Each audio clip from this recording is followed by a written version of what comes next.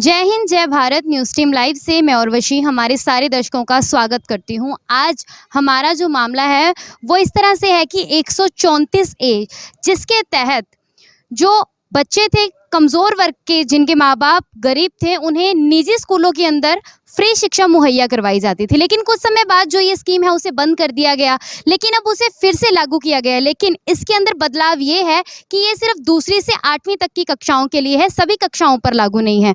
तो इस तरह से जो गरीब वर्ग के जो माँ बाप हैं या जिनके बच्चे सक्षम हैं आगे पढ़ाई करने के लिए, उन्हें इस तरह से जो बड़ी क्लासों में जाके उस तरह की जो फैसिलिटी है वो नहीं मिल पाती है। तो इससे तरह के जो आमजन है वो इस मुद्दे को लेकर आज यहाँ पर ज्ञापन देने के लिए पहुंचे हैं। चलिए जानते हैं कि अगर इसमें बदलाव लोग अपने अनुसार करवा लेते हैं तो बच्चों को शिक्षा हासिल करने में कितनी जो है आप कह सकते हैं कि एक सहूलियत हासिल होगी। बहुत बहुत स्वागत है सर आपका।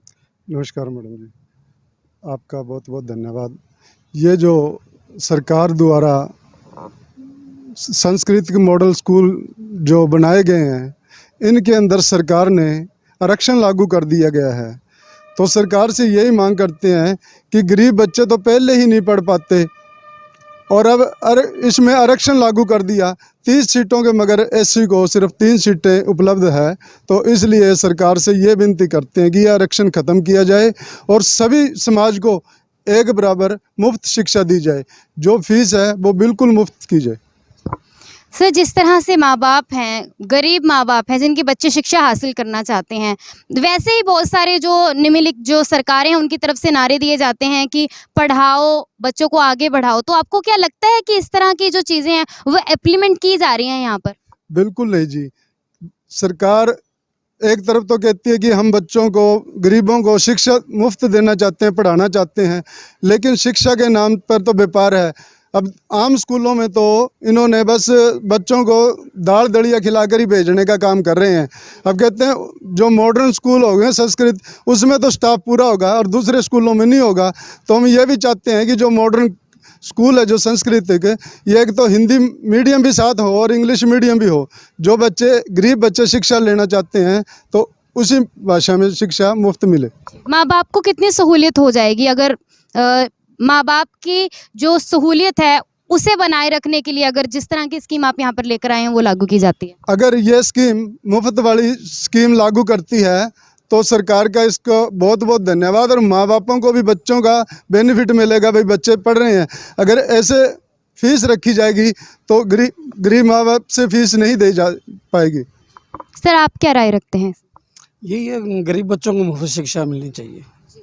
तो जिस तरह से सरकार है वहाँ पर जो फैसले लेने वाले हैं वो अधिक पढ़ाई लिखाई कर पहुँचे, तो क्या उन तक ये बातें उन्हें समझ में नहीं आती कि गरीब बच्चों को बहुत ज़रूरत है अप होने के लिए? नहीं, समझ तो आती है, लेकिन वो बात ये है, अभी गरीब बच्चे को जब माँ बाप इतना गरीब हो, वो फीस भर ही नहीं सकता, वो बच्चा कहाँ से आगे बढ़ेगा।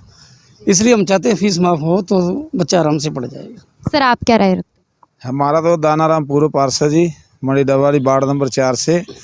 एक ये सरकार ऐसे कह रही है अभी बेटी बचाओ बेटी पढ़ाओ, और ये बेटी बचाओ बेटी पढ़ाओ ये कैसे पढ़ेंगे? ये गरीब इंसान है, मान लो घरों में पोछे मारती हैं।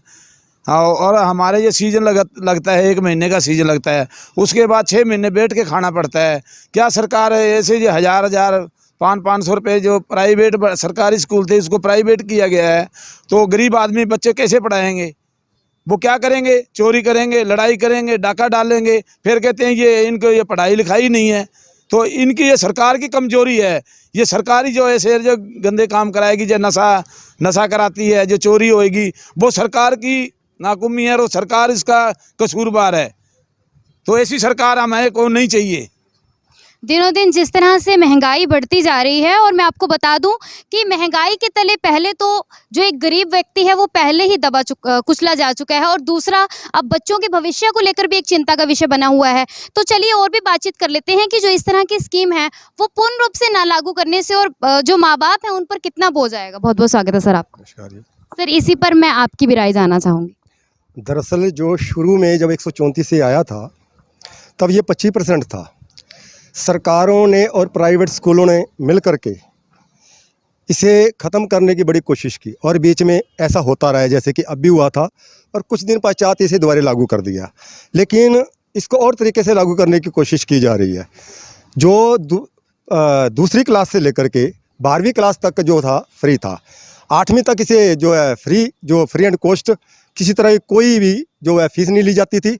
और 9 से लेके +2 तक उसकी सरकारी फीस जो बनती है वो प्राइवेट स्कूल वाले उनसे ले सकते थे।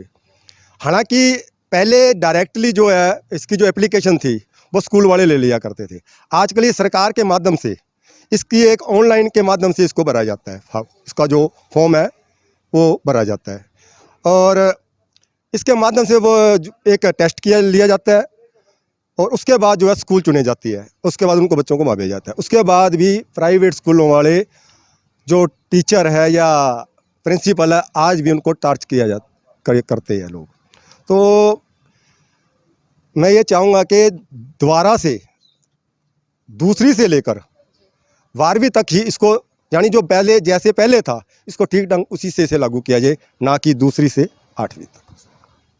तो जिस तरह से यहाँ पर माँ बाप हैं और जो जिस तरह से अपने आप को जिम्मेवार समझते हैं वो लोग यहाँ पर उस समस्या को लेकर पहुँचे हैं, ये केवल एक घर की नहीं, ये उस हर घर की समस्या है जिसमें बच्चे अभी शिक्षा प्राप्त नहीं कर पाए हैं। एक तो कोरोना की वजह से पहले ही बच्चों की जो पढ़ाई है उस पर बहुत असर पड़ा है। महंगाई दिनों दिन बढ़ती जा रही है, बच्चों का भविष्य इस वक्त खतरे में है। अगर इस समय भी सरकार इस तरह से अगर माँ बाप से या उनके घरों को या उनकी, आप देख सकते हैं, एक सिचुएशन को देखकर अगर फैसले नहीं लेती है तो आने वाले समय में हो सकता है कि ऐसी सरकार को जो समाज है और लोग हैं वो भी नकार दे। तो इसी तरह की लाइव अपडेट्स के लिए हमारा चैनल न्यूज़ टीम लाइव से आप इसी तरह जुड़े रहें।